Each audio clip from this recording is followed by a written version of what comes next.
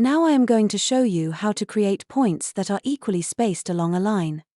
We will use for this the function createPointOnLine. The first possibility is the easiest one.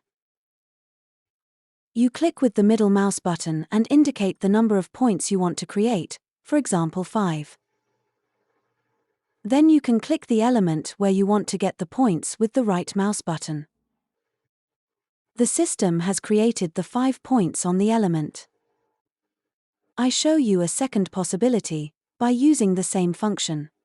Click with the middle mouse button and indicate the number of points you want to create.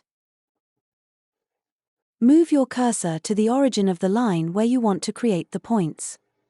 Before clicking, ensure that the correct line is highlighted. If it is needed, press the function key F4. Click on the origin point and then click in the direction where you want to get the points created.